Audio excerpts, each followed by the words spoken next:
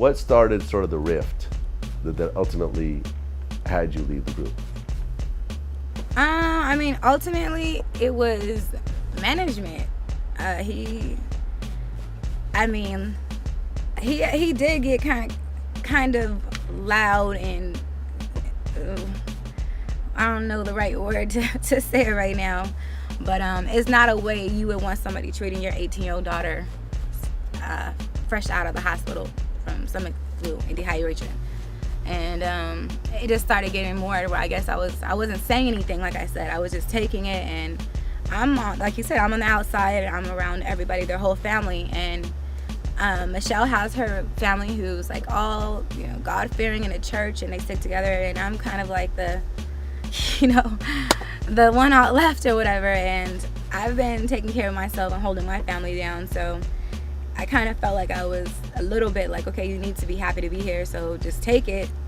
And I did, you know, until I was tired of taking it, and not from management, and not, like I said, from someone who you don't want talking to your daughter that way or dealing with your daughter, because my father had issues. In 2000, Beyonce actually spoke about you leaving the group, I guess on MTV. Oh, okay. So this was on, I guess, TRL, and Beyonce was speaking, you know, about the situation.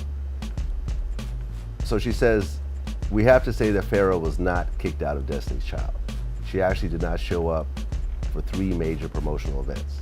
One which was MTV All Access, she walked out on that, and the Cube Summer Jam, another one in Seattle. You'll see all that on the All Access show. We also had a 5-day promotional tour in Australia, which was our first visit there, and very important. She didn't come. We all agreed that Farrah and Destiny's Child should part ways. We wish her the best in the future. But it wasn't a management decision, it was a group decision. We all feel that no personal problems that can be resolved are worth disappointing your fans. Yeah, well, that's not true. I've never missed a show, ever, or I would have got kicked out the group. You know how much I was getting paid to do a show, and that's the best part of my day? I'm not missing any shows. But when I leave the group, they weren't honest with people and said that I left. They were trying to give themselves more time to clear the air or whatever, but I've never missed a show, ever. And like I said, if I would have missed the group, then they would have kicked me out. So you can't say I'm missing shows if I'm no longer a part of the group anymore. That's a lie. Bold-faced one. Have you heard this before? Yeah, I've heard that before. Okay. So why do you think that Beyonce said this when you're saying it's not true? Because they didn't want people to know that. They didn't want to tell people what was going on. And they just lost 2 other members 6 months ago. But everybody's leaving for the same reason, and we don't even know each other. It's always, you know, something. So I think they were giving themselves enough time to put together a plan of what they were going to say or whatever, because like I said, I've never missed a show. These shows that she's talking about, are you saying that you were no longer part of the group when these shows actually happened? Yes. I did walk out on Seattle, and that's when I quit the group. What you see is me leaving the group. And so Okay, so you actually walked out. That's how you quit? You actually walked out in the middle of a show? No. I walked out of my hotel room. We weren't filming. It wasn't nothing going on. Like, we were in Seattle, and this was like the next day that I came back from, like I said, being very, very, very sick, and anyone was showing concern at all except for Michelle. And like I said, my doctor told me I wasn't supposed to be doing any strenuous dancing or anything for at least 2 weeks. And I was like, nah, give me a shot because I have a show to do tomorrow. I got on the airplane and did my job. I never complained or anything. And I was just getting kicked and punched around. I was already dehydrated and tired. And when I went into the room for us to have a group conversation, it was like everybody just started ganging up on me. Everybody had something to say.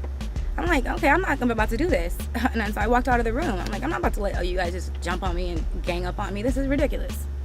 You were with the group for what, like 6 months? Yeah. Okay, so it wasn't even a huge amount of time. No, it wasn't. No, it wasn't that long. It was long enough to, you know, get my name out there and 3 passports and experience what I'm about to do now and be ready for it this time. Go around and know what I want and hopefully have the best team around me, because that's what I feel I've been missing. Okay. After you decided to leave, did you and Michelle have a conversation about this? Actually, Michelle called me from the airport, and at the time I lived 45 minutes away from the airport. She called me from the airport. Now, mind you, after I left the group, after I left Seattle, no one called me for 3 days. Not management, anyone. No one called me to try to, figure out what's going on or anything. Michelle called me 3 days later from the airport talking about, hey, are you coming to Australia? Huh? Even if I wanted to go to Australia, there's no way I would have even made it. So that was just another thing of them trying to act like they wanted me to come so they could say that I'm missing shows. I'm not a part of the group anymore, so I'm not going to Australia. Nobody's even called me to have a group meeting, nothing. It's been 3 days. And that's where I said I have a problem with management, because management should have made that happen. Wow, so you're saying that Michelle didn't even know that you were no longer in the group? No. Uh-huh. So when you told her that, no, I'm no longer in the group, how did she react? She was like, just come, please, just come. She's like, we only have to finish this album and then, we can do our own thing, just please. But, were you and Michelle pretty close? Yeah, we were roommates. We were the closest. Like, Kelly and I originally were the closest. And then B and I got close. And then Michelle and I ended up getting real close, obviously because we were the new girls and we shared rooms. So we shared hotel rooms and we had an apartment together in Houston. So. Okay. So Michelle was, I guess, the most hurt over you leaving the group. It seems like it. I was like, Okay. So that's interesting. So Beyonce told everyone that you missed a 5-day tour in Australia, but you were not actually in the group anymore and didn't even fly out to Australia. Right. You weren't even, I guess, even invited to go to Australia. Right. Nobody even talked to me, like I said, for 3 days. I didn't even know I knew they were going, but I didn't know there was no flight information. Nobody called me, like I said, for 3 days. Even if I wanted to go, how was I going to, Okay.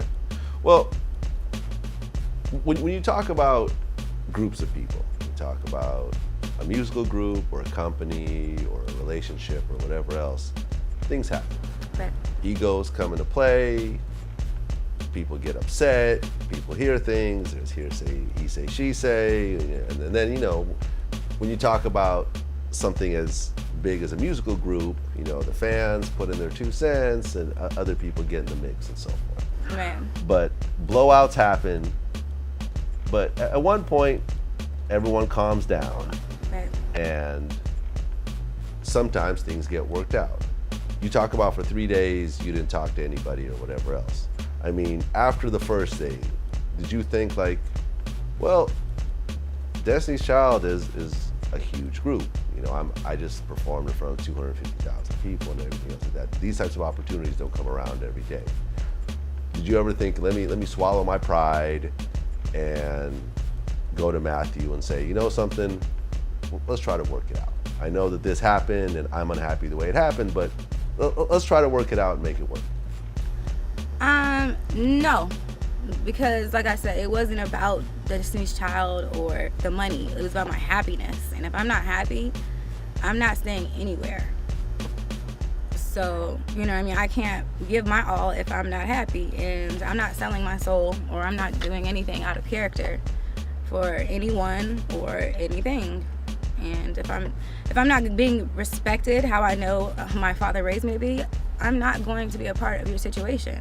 I will get back to where I'm doing, like why I'm back now, and I will see you there at the top. No love lost. Okay.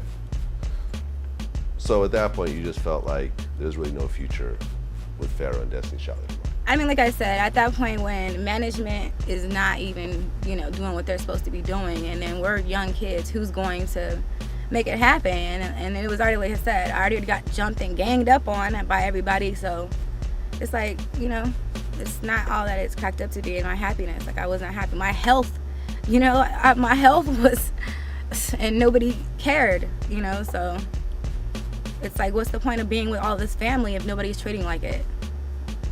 Yeah. Was Beyonce one of the people, and Kelly for that matter, do you feel like they were ganging up on you? No, they weren't in the room during that conversation. But we've all had our own little, things to where just little stuff or whatever. Nothing major though. But no, I don't think that Beyonce and Kelly ganged up on me now. Okay. Did you talk to Beyonce or Kelly after that? Because you just told me about how Michelle called you up and was like, no, come. I mean, Right. did you have any contact with Beyonce and Kelly at all?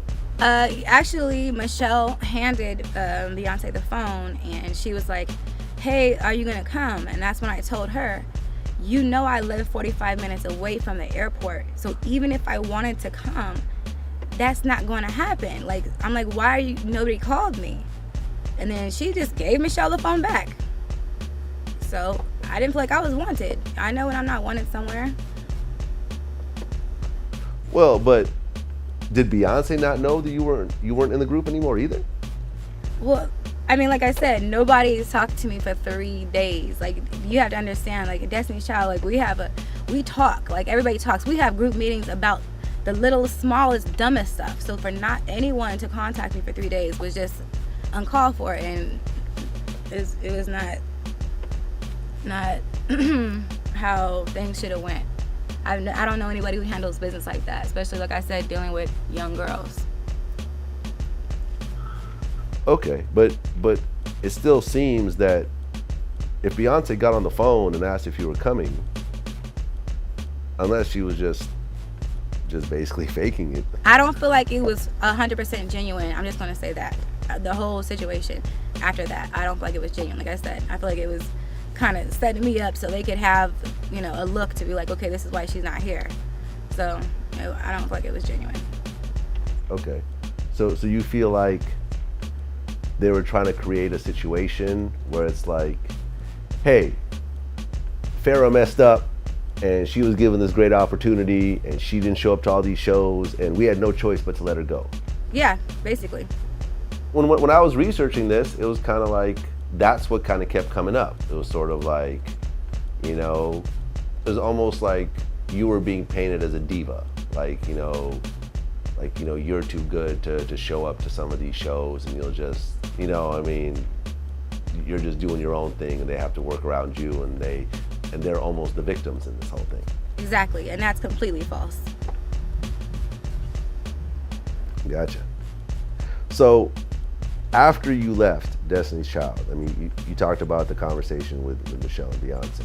Did you keep in contact with any of the girls in the group afterwards? No, nobody was allowed to speak to me.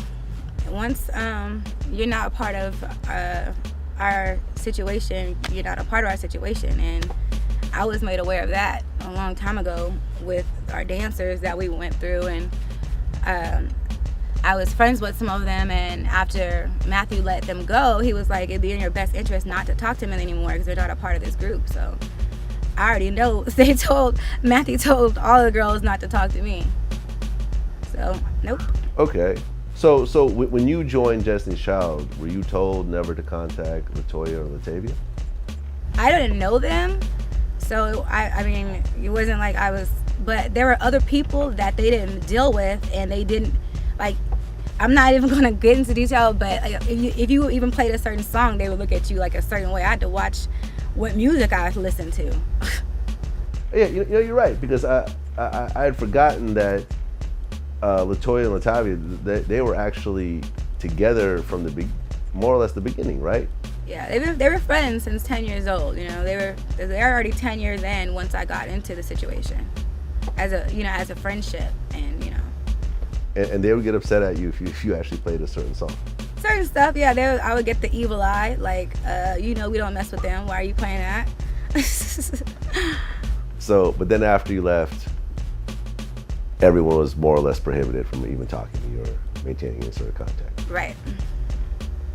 Okay. Did that hurt your feelings at all? At first it did, but I mean, I understood what the group situation dynamic was because I had been in it, so I really couldn't even be upset because I already knew how Matthew worked, and that was all his doing.